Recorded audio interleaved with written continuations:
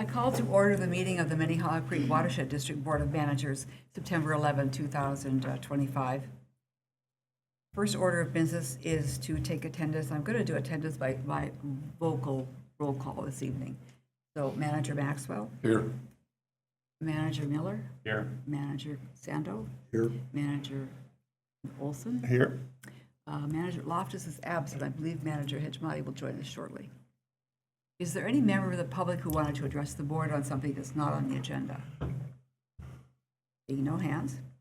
We'll move next to approval of the agenda. Move approval. May I first offer some thoughts about how to change it? I'd like to strike 12.2, delete it, and take up 12.1 at the end. Move. Okay, is there a second? Second. Second from Manager Maxwell. Those in favor, please say aye. Aye. Any opposed? On the consent agenda, we have approval of the August 28th board meeting minutes, and we have a resolution 25048, which is for staff to attend the North American Lake Management Society Conference. Is there a motion to adopt the consent agenda? Move approval. I'll take the motion from Manager Maxwell, second from Manager Miller. Those in favor, please say aye. Aye. Any opposed? Can I ask for a favor? What is that? I'd like to ask that when our person attends this conference, that they come back and give the board a short presentation on anything new that they learned. And there was one we approved a meeting or two ago I would always love to hear back on. Manager Miller. I think we should encourage James to find conferences to send staff to. I don't think there's a conference they could attend that they wouldn't benefit from. Mr. Whisker, what is I your don't practice think, there? you know, I know we don't want to have season tickets, but, you know, I think there's so much to be gained, especially the junior staff. Sure. President White, Manager Miller, managers, I think our general practice is there's standard conferences, Minnesota Watershed, American Planning Association, American Geophysical Union, North American Lake Management Society, is that NOMS? I always get the S wrong. So those are ones that we go to fairly regularly, and then staff keep our eyes out for other ones. And to Manager Olson's point, generally speaking, we try and make it a practice of getting in front of the board. Staff definitely gets a briefing at all hands meeting on learnings from conferences, so it's not just the folks that are going that are doing the learning. And I think Brian's reported out a couple times on his experience at those conferences, so we'll make sure we do that, and we'll keep looking. Thank you. I don't have a report this evening, but Manager Olson, can you report on Operations and Programs Committee, please?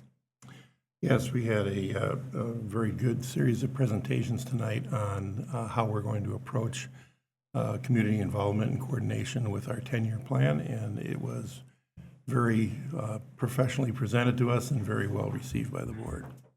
Thank you. Our upcoming meetings are noticed. These are prior scheduled committee and board meetings. Also, the September 17th CAC meeting, which Manager Hitchmati is liaison for, and the October 21st Minnesota Watershed Quarterly meeting, the Metro Watersheds. Are there any events or meetings managers would like to report on? Then we'll go to item 10.1, Ms. Menden presenting permit 24580.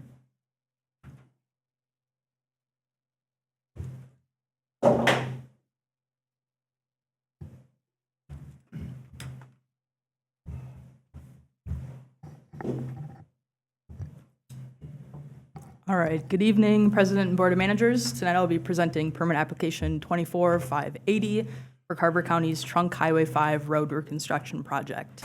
This is the largest and final project of the Arboretum Area Transportation Plan to come through district permitting. The district has been working on this project and collaborating with the project team over the past 20 or so months, and has seen the project evolve over time into its final form, which I will be presenting tonight. There's a lot to this project, so I will do my best to boil it down into a 15-minute presentation tonight. So the county is proposing a series of roadway improvements to address traffic delays, crashes, and overall safety concerns in the area. The project triggers our rules for erosion control, floodplain alteration, stormwater management, water body crossings and structures, and wetland protection. Staff and the district engineer have reviewed the application and conclude that it meets all of these requirements, and therefore recommends that the board approve this permit with the conditions listed in the permit report. I'll begin with a project overview, then walk through our rule analysis and the public comments we received. After that, I will turn it back to the board for discussion. The project is located in Carver County, so the southwestern area of our watershed. This project spans 2 cities, so we have Victoria on the left and Chanhassen on the right.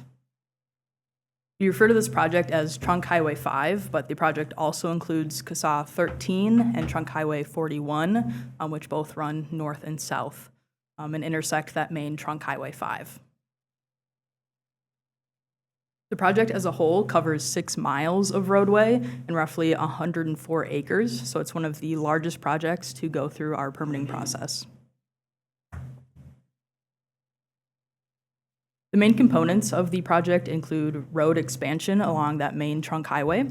Currently, the road is divided with 2 lanes, or it's undivided 2 lanes, so one going east and one going west. And given the population growth in the area, they'll be adding 2 additional lanes, so 2 going east and 2 going west, and then a divider between them. With these changes, they'll also be adding in turn lanes and modifying intersections. So on the screen, you can see one of the proposed roundabouts right by Victoria's Fire Hall. Another key component of the project is improving pedestrian mobility and safety through new trail connections and the addition of underpasses and overpasses. An example of this shown on the screen. While there are many other elements to the project, the main features are the expansion and reconstruction of the roadway and then the supporting infrastructure, along with those new trails. In terms of hydrology, the project is within 2 watersheds. So the orange portion is within the Minnehaha Creek watershed, and then the yellow portion on the right is within the Riley Purgatory Bluff Creek watershed. And since most of the project is within our watershed, Riley has deferred their regulatory review to the district. So we've reviewed the entire project under our rules. In addition to 2 cities and 2 watersheds, there are 4 sub-watersheds. So starting from the west, 13% of the project is within the 6 Mile Creek sub-watershed, which drains west through Steiger. 33% of the project is within the Schutz Lake sub-watershed, which drains north through Schutz Lake. 32% is within the Lake Virginia sub-watershed, which flows north, and similar to the last those 3 watersheds, sub-watersheds, it ends up in Lake Minnetonka. The remaining 21% is within the Bluff Creek sub-watershed, which drains east to Bluff Creek. As I said earlier, the project triggers 5 district rules, so I'll step through our analysis of how the project is meeting each of those. For erosion control, the project is proposing to disturb 100 acres and excavate over 400,000 cubic yards of soil across the corridor.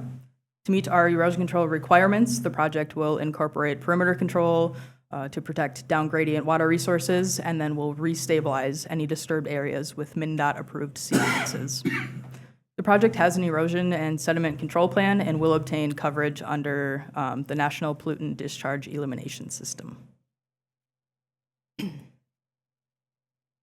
The project proposes work within the Lake Minnewaska and Madeline Creek floodplains. The fill in Minnewaska's floodplain comes from that road widening and the need to extend those embankments to support that road. When the permit first came in, it was requesting a variance for net fill within this floodplain, but through design iterations, the project team was able to reduce the amount of fill needed, and then we were able to work together to increase the amount of compensatory storage, so that took the project from proposing a net fill of 426 cubic yards to net storage of 6 yards, so a 432 cubic yard difference from the initial proposal to the final form.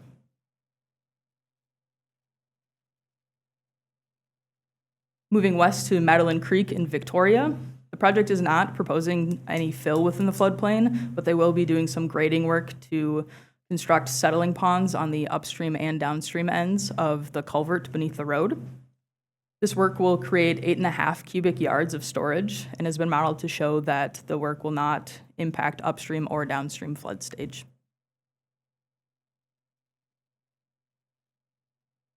In terms of hard cover, the project will be adding 12.9 acres of new impervious surface, which comes from the road expansion and then those new trails, and that brings the total hard cover to just under 60 acres.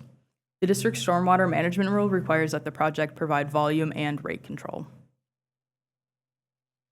To meet our volume control requirements, the project is proposing 14 BMPs, which are shown in green. These BMPs meet and exceed our volume requirement, thereby meeting this portion of our rule. In terms of water quality, the project is proposing a net decrease in annual total phosphorus load by roughly 8.3 pounds per year. While not a permitting requirement, staff and the district engineer looked at water quality for each receiving water body and found that there was either a decrease or no change in annual loading to every water body except Schutt's.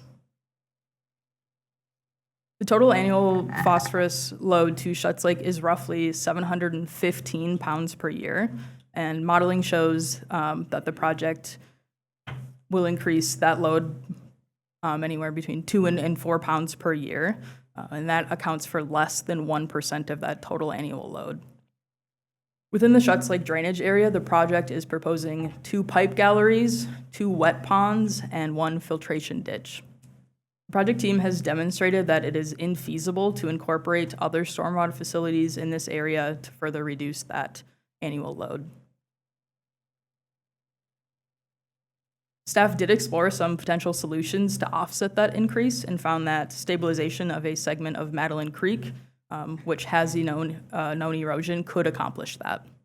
This section of the creek does fall outside of the right-of-way and therefore outside of the project area, and given the timeline constraints, is not being included as part of this project. So again, the project is meeting our volume control requirements, which under our stormwater rule also satisfies water quality.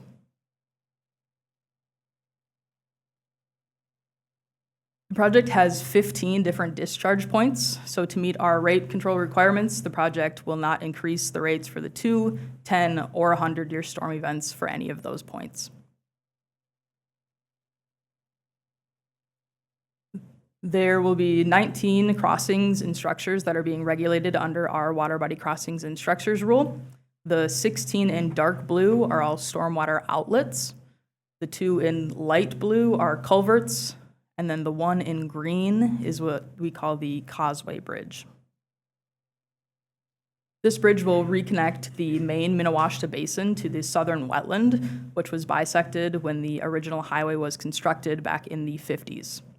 This is another part of the project that has evolved over time through alternatives analysis and public input. All 19 of these crossings and structures meet our requirements by maintaining hydraulic capacity, preserving aquatic and wildlife passage, and have been designed to not promote erosion. Turning to wetlands, there are 66 delineated wetlands within this project area. Wetland regulation for a project of this scale is quite complex. So starting at the federal level, we have the U.S. Army Corps of Engineers, who regulate all wetland impacts and replacements. Their policy preferences for replacement is to utilize existing, established, and approved wetland banks. At the state level, we have MnDOT, who is responsible for regulating impacts within the state's right-of-way, which for this project leaves the district with a very limited authority over wetland impacts. The district has retained our wetland jurisdiction in areas that are not regulated by others, and we have also played an active role in the technical evaluation panel alongside the DNR, MnDOT, both cities, the Army Corps, the county, and the Board of Soil and Water Resources to review those proposed impacts and ensure that these impacts are justified. As the board is aware, early on in the wetland review process, the district explored opportunities for local wetland mitigation. Due to federal regulations that require banks to be fully established and approved prior to impacts occurring, this was determined to not be feasible for this project. Our wetland protection rule requires vegetative buffers in areas between that new impervious surface and the wetland edge. So to accomplish this, the project will vegetate these upland areas with native seed mix and maintain it according to transportation standards. So to summarize all of our rules, the project triggers 5 rules. Each rule has been reviewed for in coordination with the district engineer and has been found to be fully compliant. Like many other projects, the district is required to send out a public notice to all property owners within a 600-foot radius of the proposed work. On July 30th, the district sent out postcards to 757 property owners requesting comments on the project as it relates to district regulations so that we could get a better understanding of the public's view of the project in terms of impact to water resources. During this notice, we received 4 comments. A few of these comments were related to construction noise and pollution, as well as concerns about traffic and detours. These concerns fall outside of the district's regulatory purview, but were relayed back to the project team. One comment requested that the district add in curb and gutter along Bavaria Road to address wet yards in the Applewood neighborhood. The district is not responsible for the project's design, but understands that the project is proposing curb and gutter along the east side of the road where the new trail is being proposed. But otherwise, the drainage patterns in this area will not be changed. In the Tamarack area, there were concerns that water is being rerouted from Minnewaska to Tamarack, and there were concerns that this would impact the water quality of Tamarack. Overall, the project is not proposing any significant changes to drainage patterns. In the Tamarack area, the runoff will now be routed to a BMP before entering the wetland in Tamarack, which will be an improvement as in existing conditions, there is no BMP there. All of these comments were analyzed by the district and the project team and have been taken into consideration. So to summarize, Carver County is proposing a linear reconstruction project. The project triggers 5 of district rules and has been thoroughly reviewed by staff and the district engineer to confirm compliance. Staff therefore recommend that the board approve the permit with the conditions listed in the permit memo. I'll note that we may have some members of the public in attendance who may wish to speak to the board. We also have an engineer from the project team here tonight, John Perkins, who can help address any questions for the county or the project team. Thank you. Is there someone from the public who'd like to speak to this permit? Okay. Come forward then.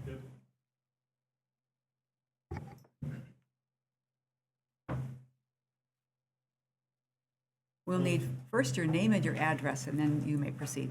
Sure. Lee Marski. I live at 716 Applewood Circle. So, first of all, I'd like to say I didn't get a postcard until August, like 2 weeks ago. So I wasn't on the distribution comment list. Knowing that there's going to be some changes to the Bavaria Road and gutter on the right-hand side, we live on the west side.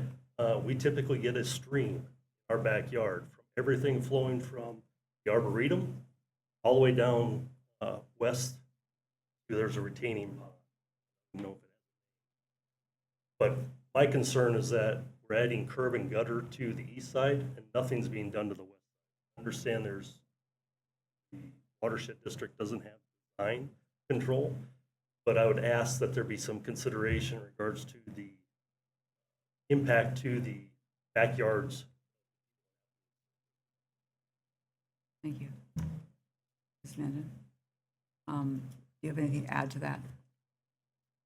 President White, Board of Managers, we understand that the proposed work along Bavaria is just mill and overlay, so just replacing that top layer of pavement.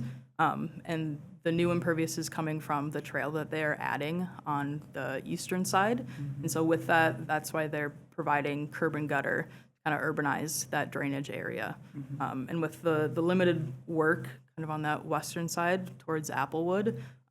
They are not proposing to do any work there, so we understand that conditions will not worsen, but we do understand that there are existing concerns. Okay, thank you.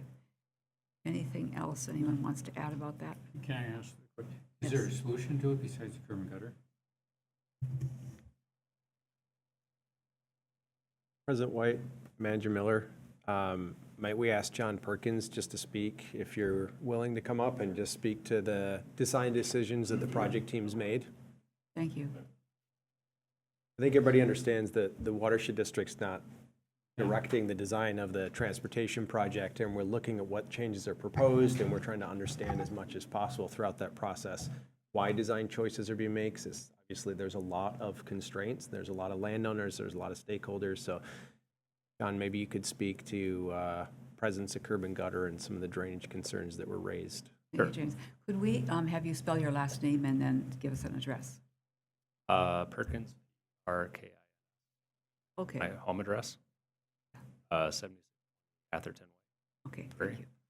As far as design decisions that went into curb and gutter, trail was added to the road. Kind of offset impacts to the arboretum, curb and gutter instead through there. So in conjunction with that, curb and gutter will have storm sewer running trail its entire length, several hundred feet, draining to the north. So any water that's coming from the arboretum, draining towards Bavaria, will be captured by that storm sewer and directed north towards. Yeah, I guess I wasn't aware of the talking about.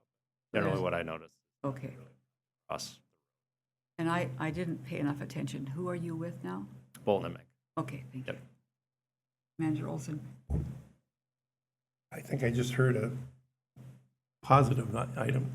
So the water that currently drains from the Arboretum, crosses the road and is in his backyard, will now get to that east side of Bavaria, go into a storm sewer that now will take it north and eventually to, Yeah, after the improvements, currently there's a ditch section through there on the east side that captures the water and drains it north. Okay. It's pretty small.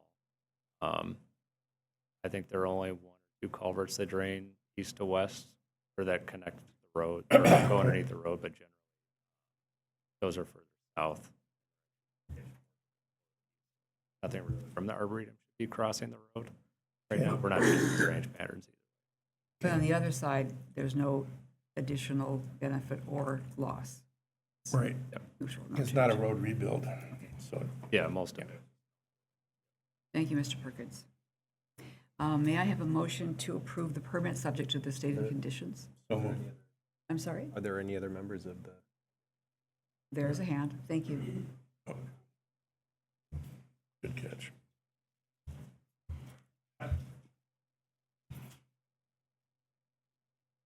Name and address. Yes.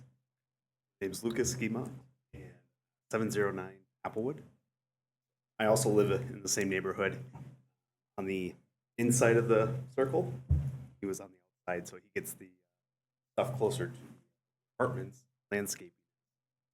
On the inside, though, we do have a culvert that mentioned down the middle, and that culvert directs kind of the water from the west side of that road down the backyards of Applewood Circle, where kids play, and it's quite marshy because it never fully dries between rains, especially this year. So my hope is, can they put something on the west side to capture that water? And if that's not possible because we're resurfacing the road, can we establish if the road has settled towards the west, surfacing it, regrade it properly so that when it does rain, the water does shed to the east where we're going to be adding curb and gutter, just to help that water, because it's a river. I know he mentioned a stream. It's when we get a downpour, it's horrendous. Water's pouring through. We do have some, they call them beehive drains, right? Surface drains where it all collects in, but the water doesn't always kind of get in there, and then it just sits. And so the whole neighborhood's had to add drain tile, French drains at our own cost, right? Just to make our backyards usable. So it is not what we expected. Lived there for 3 years, and first 2 years were great. It was dry. 25. There's some of the other neighbors that are further down from us. We're second. They experience it even worse. You know, so some of those weren't able to be here tonight. Just yeah, looking to help improve the neighborhood, the drainage situations. Some pumps don't quite as often. Just so you know, yeah, the current solution I don't think is quite there yet. I understand it's not in the scope. Maybe this is up to Carver County, who I believe owns Bavaria Road, because when we look into, if not this project, future projects, consider getting rid of the culvert that runs in our backyards and actually sending the water where it's supposed to go, right, for the water.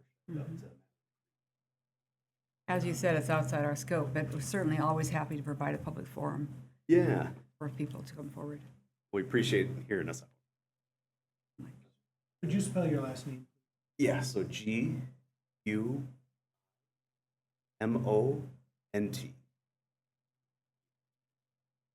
Thank you. Is there anybody else who'd like to speak? Yes, sir.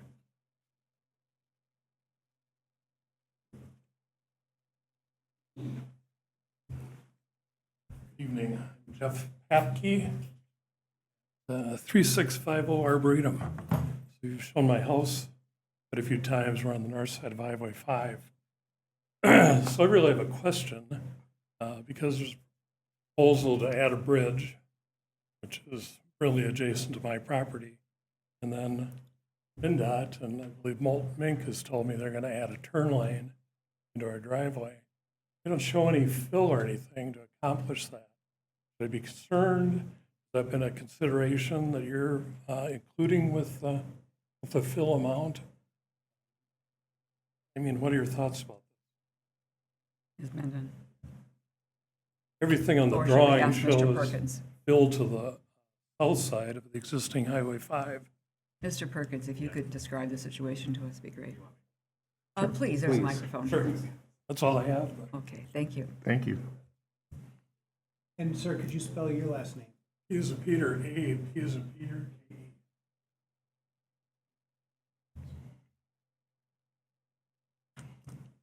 A. The fill that will be occurring along Highway 5 will go to the south towards the Arboretum. Papke lives on the north side of the road highway, so we won't be proposing much of any fill going that way. I'm not a roadway engineer, water resources guy, but Okay. I'm pretty sure we're not adding a lane into your driveway. There's really no shoulder anymore, We'll be adding a shoulder. so there will be. No, it's essentially what we're going to do is take the existing embankment that the road is sitting on, shift the whole highway south, and maintain the existing northern slope. Yep. Yeah, you'll have a shoulder. Wider, better than it is. Thank you. Thank you for your question. Anything else? Then may I have a motion to approve the permit? Move approval. Thank you. And a second? Manager Hajmati seconds. Any discussion or questions from the Could I board? ask, maybe Yes. both to make, just to look at the proposals that the two gentlemen have, just to say what, is there anything that we could do or not do, or, I realize it's the county and everybody else that's doing this stuff, but maybe to help them out or look at it and say, you're the experts on it, I'm not. Look it up, at least it helps a little bit, it gives a little more, we're trying to do something to help you. We're all kind of working together, so.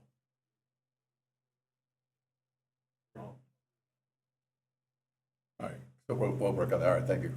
Is there anything else? All right, then all those please in favor of the permit, say aye. Aye. Any opposed? Thank you, Ms. Mendon.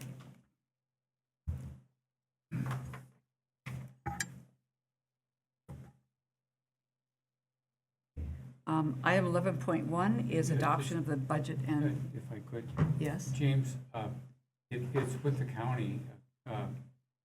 Could you make sure they know who to talk to at the county? And Yeah. Manager Miller, President White, and I was going to piggyback off of what, or I was going to say what Manager Maxwell had suggested had he not brought it up, is that we would, our staff team will connect with John Perkins. We've got the names and the addresses of the folks that live off of Bavaria and Applewood. And while we're not controlling the project design, we'll make sure that you're all connected.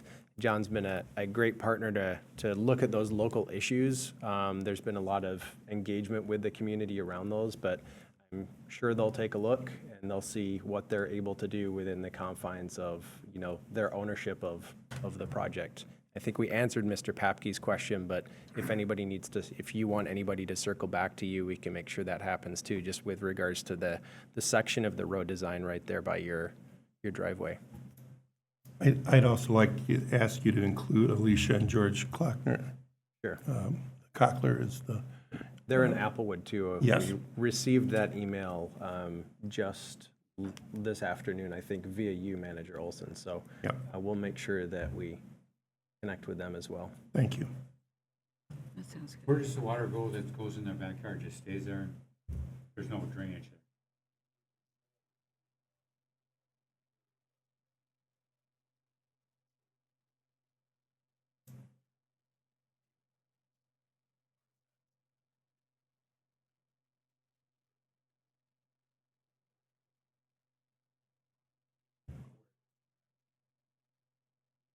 I think Your what we can question's answered. establish and what was presented through the permit manager Millers, there's existing drainage, local drainage concerns. I think through our review, one of the things that we're looking at is with the change in impervious surface, with the routing, with the stormwater management requirements.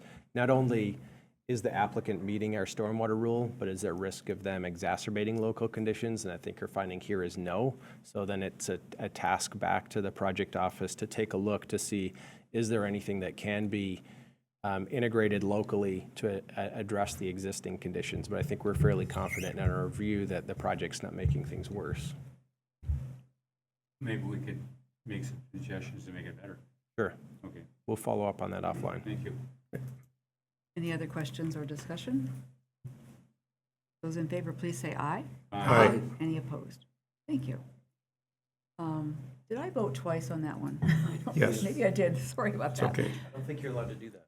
I know, let's erase the second one totally. It only counts as one. Oh, okay. I got confused. I got carried away there. Mr. Whisker, the next items are yours. Oh, that's right, the annual budget. I forgot that it was on the agenda. I got so wrapped up in trunk. See, I'm going to say that was my problem too. Maybe you were voting twice for the budget since there's two resolutions. So No, no. we have Resolution 2549 and 2550 in your board packet this evening. You're not going to get a presentation because we covered the We're doing budget, 11.1 now. the tax levy, and the work plan in detail through the public hearing earlier this month. I'll say that we've got a 0.6% change in our budget, so a nominal change in the budget overall, and the highlight on the tax levy is it remains flat, so no increase in the watershed district's tax levy, which is 9.8 million. That makes 7 years where we've essentially held it flat. I think a 2% raise over that time period. In the packet, we were walking through. You know, I just want to comment on that. You know, I really appreciate the discipline that James and his staff has put in on developing this budget, because it's typical government or nonprofit or whatever just assumes they have additional resources and they can raise the budget. And I know how much work it is to keep it flat, but I think it's, in today's environment, I think it's just absolutely critical that we do everything we can, and I really congratulate James and his staff for doing that. Because we haven't forsaken any of our mission, but we've made some efficiencies and partners that made this possible. I really think it's noteworthy. Thank you. Go ahead, Mr. Whisker. Thank you, Manager Miller. It's always a mutual admiration society when we get to the end of the budget process and we have no increase in our tax levy. But I think as we established through the public hearing, the credit really lies with the board for creating the direction and making tough choices where they've been needed to be made over the years, and then having a set of sound budget principles. And those are all outlined in the packet and steps through the process that the board went through this year, linking to each one of those key decisions. But some of the things that Manager Miller's referencing is the watershed takes a zero-based approach to building its budget each year to ensure that all of our programs and all of our projects have a defined need with defined outcomes, and that we're building the budget from the ground up every year so that we're not doing run rate budgeting and then just adding and adding and adding inflationary increases. We've spent quite a bit of time over the years right-sizing and aligning our team to make sure that we're getting the most out of our people, which are the ones that are delivering all the work. And then we spent a lot of time with the board's leadership, strengthening and building partnerships with both Hennepin and Carver County, which are great financial partners to the Watershed District in supporting land acquisitions and our capital project work. So those are some of the reasons we're able to look at 2026 with a flat tax levy of $9.8 million. So with that, we've worked through a lot of process. We've had a lot of public presentations.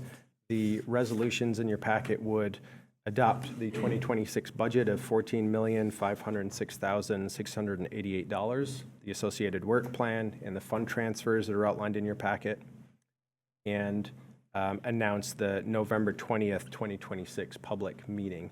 The second resolution would certify the 2026 tax levy of $9,869,513, and generally we recommend you act on those individually. Thank you. And these are roll call votes also on levy and budget. So is there a motion to adopt Resolution 25049? So moved. Manager Olson moves. Is there a second? Manager Heshmati seconds. Any discussion before we vote? All right then. Manager Miller? Aye. Manager Sando? Aye. Manager Olson? Aye. Manager White votes aye. Manager Maxwell? Aye. Manager Heshmati? Aye. Motion carries. Moving now to Resolution 25050. Is there a motion to adopt? Move approval. Manager Miller moves. Is there a Second. second? Manager Heshmati seconds. Any question or discussion? All right, then voting by roll call. Manager Miller? Aye. Manager Sando? Aye. Manager Olson? Aye. Manager White votes aye. Manager Maxwell? Aye. And Manager Heshmati? Aye. Excellent. Motion carries. Thank you, President White. I guess we should give Treasurer Loftus a brief shout out too while she's in New York City. I'm fairly confident she would have voted to support the budget and the levy, and she's been really instrumental over the last couple of years in making sure it's clear and sound and balanced. I appreciate your expertise for sure. Let's move now to item 11.2, Resolution 25051. Mr. Heyman.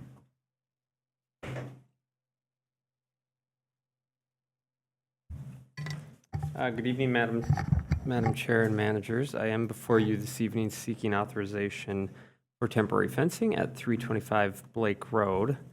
I'll pull up an image here shortly, but with the Chorus apartment buildings completed and occupied and future phases of the 325 Blake Road site not progressing as initially planned, the district has continued to experience unauthorized access and use on the 325 Blake Road site.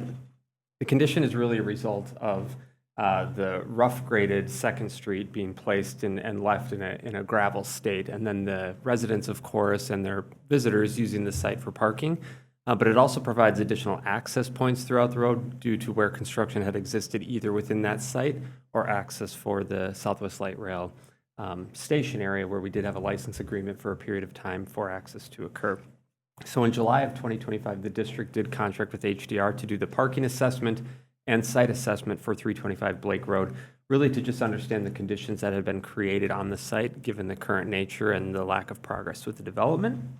That report, of course, indicated there were some design standards and code deficiencies as it related to the parking for the Chorus building, but in addition, described the potential safety concerns and liability and risks for the district by allowing unauthorized access, parking, and dumping to occur on other portions of the site. And just to give the board a little bit of a image, this is what, oh, that's working great. This is what you would have seen in the parking report from HDR. Because I'm on the other screen now. I'm going to give you a full screen view.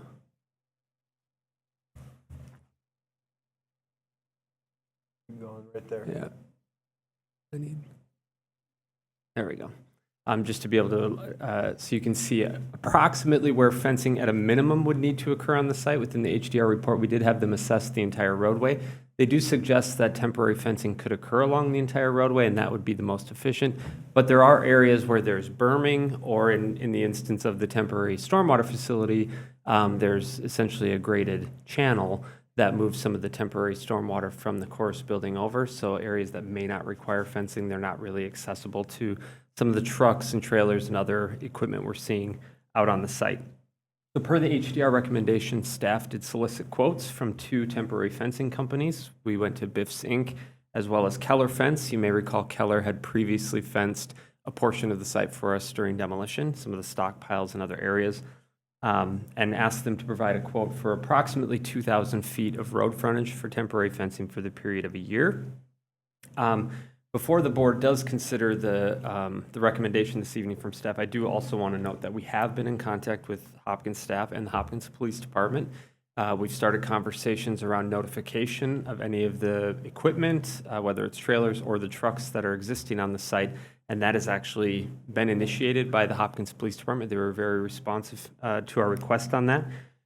So, we're hoping that that notification, coupled with the tow company that we have contacted who can impound the vehicles if they aren't moved by the time we're set to install the fencing, we'll be able to likely initiate some of the temporary fencing installations as recently as 2 weeks from now.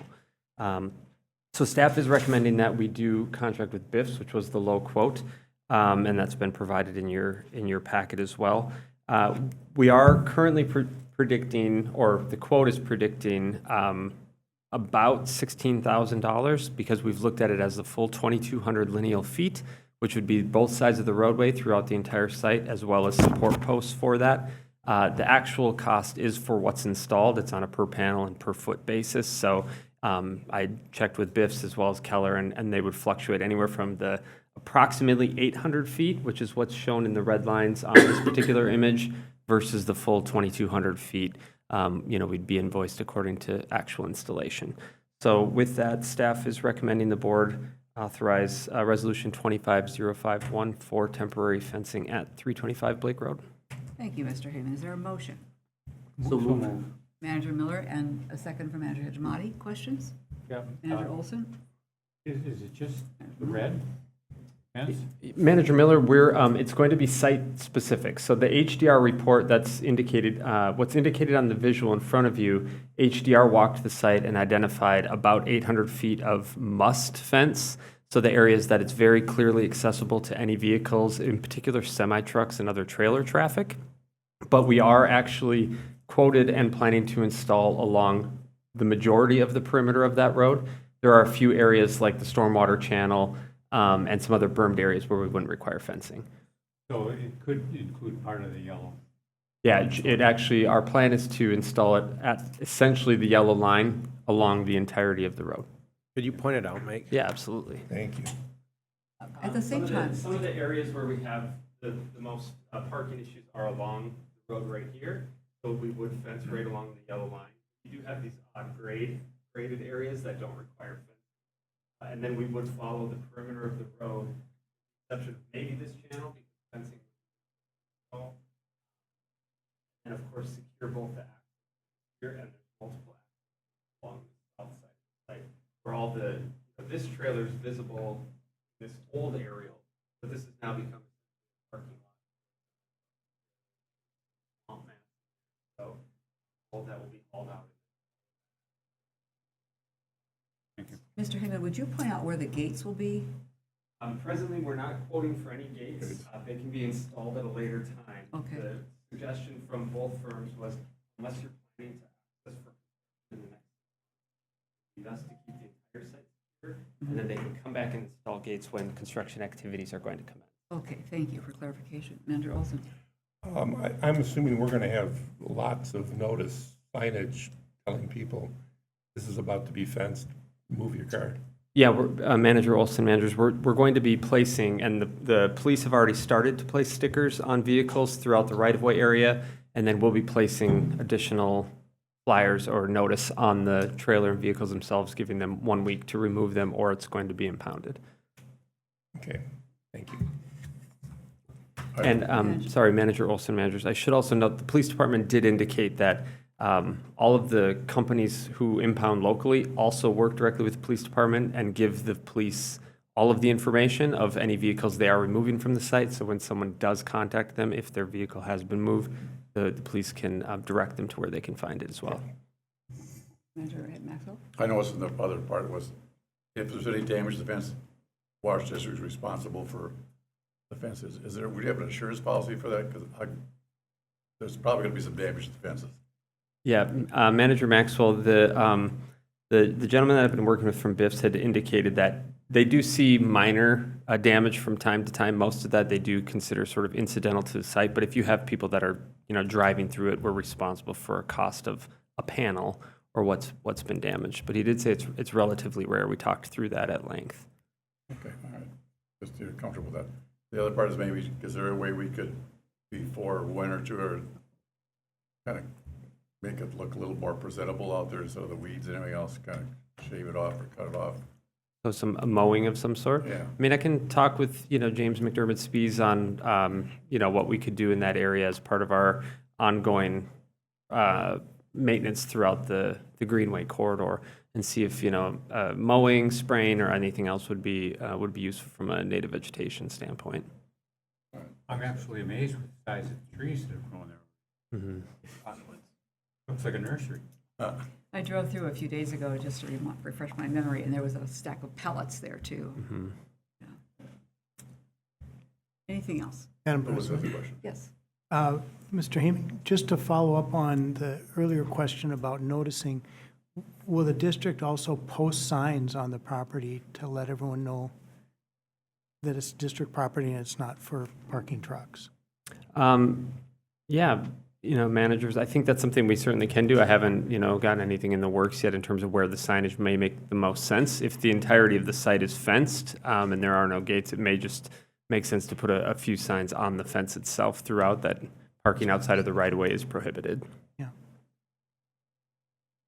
Yeah, just attach the signs to the fence. Mm-hmm. Yeah. If there's nothing else, are we ready to vote? Those in favor, please say aye. Aye. Any opposed? I only let us vote once on that. Thank you, Mr. Heyman. Are there any board inquiries, issues, or ideas to be noted this evening? Mr. Whisker, could we have your report?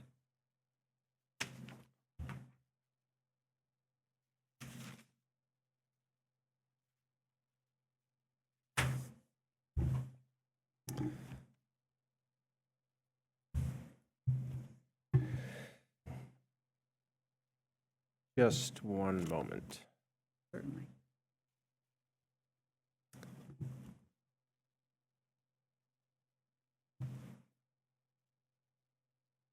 All right, President White, managers, for tonight's admin report, we'll start where we usually do at the beginning and with water levels. And we're entering the fall, and we've had a good precipitation season. I heard this morning from Sven Sundergaard that there are portions of the state that are in drought, but the metro area is not one of them. But we have had a relatively dry period, and so we've seen consistent drawdown in Lake Minnetonka levels. We're now sitting right around 929.15 or 16, which is within 0.05 of a foot of perfect levels for this time of the season as we draw the lake level down towards Ison, if we're allowed to talk about that, and that provides storage on Lake Minnetonka for the winter snowmelt. Creek flows as a result of the drawdown and the reduction in dam discharge, which has steadily been reduced from 150 to 100 to 75, and then I think today 50 CFS is sitting around 100 CFS and is going to keep slowly dropping. So I know staff have a team building event tomorrow to go paddle the creek. We'll see how they do. I think flows are pretty low, but they're probably still pretty good at the headwaters. So Water levels are as they should be. I spoke with Eric Migau, who's Watershed District's new district engineer for Stantec today, and then Nick Wires, who you're familiar with, about potential conflict of interest that's coming up that we might be interested in waiving for. The city of Chanhassen is putting out a request for proposals to do a series of stormwater pond maintenance projects. Most of those ponds are in the Riley Creek watershed.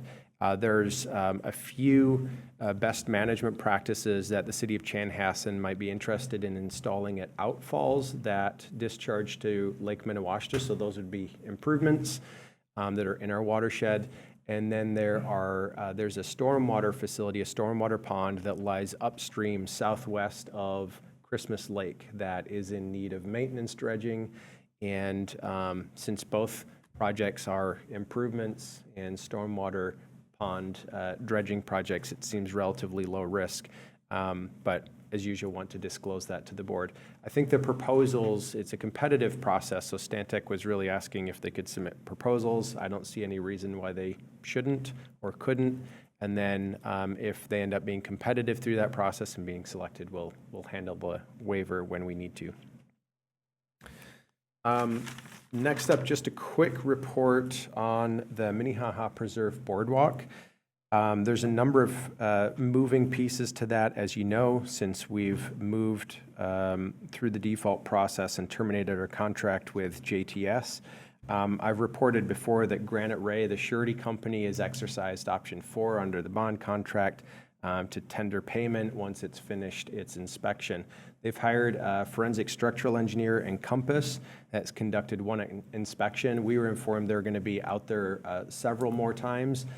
We were there for that initial inspection with support from the city building officials and our design engineer, SRF, and then was joined as well by the contractor, JTS.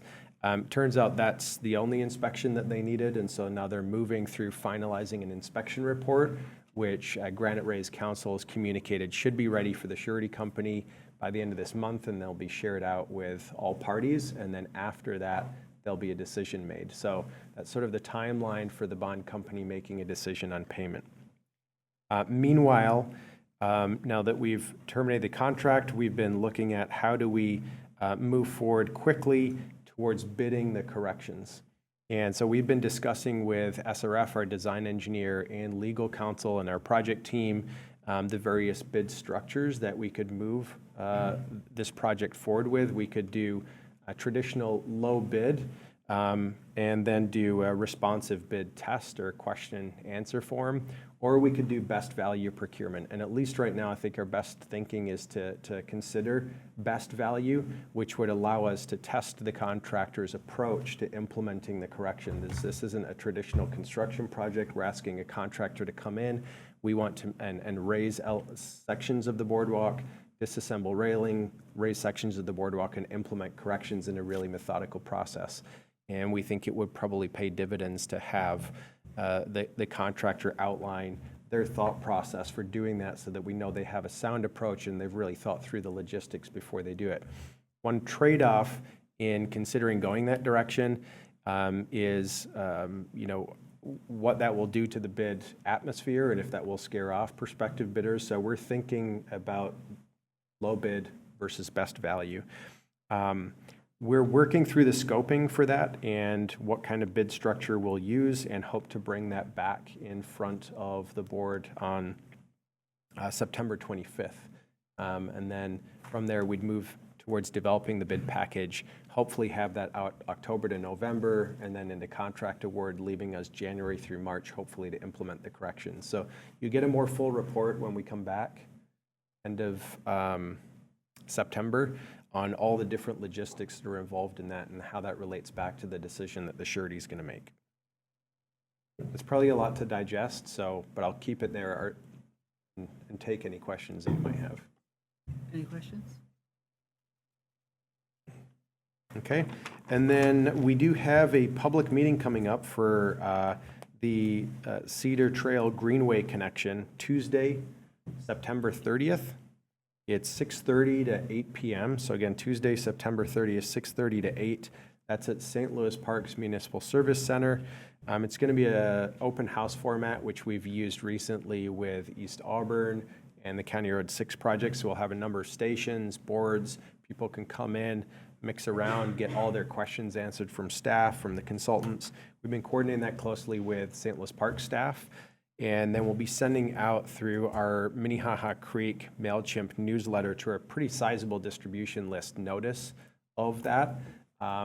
It's a small project, but I think a really significant project, one that we've been working on for over a decade, that will link all of the upstream sections of the Greenway to the downstream sections of the Greenway. And we have been supported along the way through tremendous partnerships with Metropolitan Council, who designed the LRT Greenway and bridge abutments to accommodate this trail. We've got close to $200,000 of grant funds from Hennepin County Community Works, St. Louis Parks, obviously a partner in long-term ownership of trail segments and a funder, and many others. So they're on the distribution list, as well as the city councils, county commissioners whose district it's in, and we'll see who turns out for that. I think staff will probably follow up to see who from the board plans on attending, to make sure that if we end up having quorum there, that we make sure we publicly notice that. Is this But project behind Jeff's Wilson? yeah, the Cedar Greenway Trail connection. Yeah, just north of Jeff's. You're going to go to that? Okay, so Manager Miller will be there. We've got, Manager yes, Sando? Steve. Where was the location? The location of the meeting, Manager Sando, is at the St. Louis Park Municipal Service Centers building. So we'll send this out via email. This is the Public Works facility on the north side of the Minnehaha Preserve. So Creekside Park, where you can access our boardwalk that I was just talking about. Right next door is the city's Public Works facility. So that's where we're going to be hosting. So it sounds like we'll have Manager Miller and Manager Maxwell, and if anybody else wants to attend, let us know. Steve Manager wants to Sando? attend, so we've got three. We have There's critical three. mass. If there's one more, we'll notice it. Okay, great. Thanks for the update. Yep, that's all I have. Excellent. Good, going then to item 12.1, Ms. Cermak.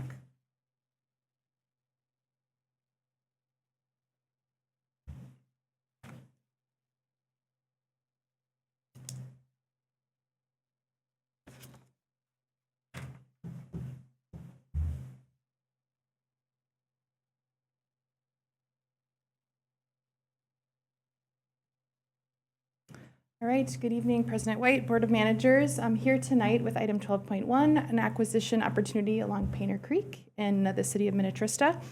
We're going to be continuing discussions from our last PPC meeting at the end of August.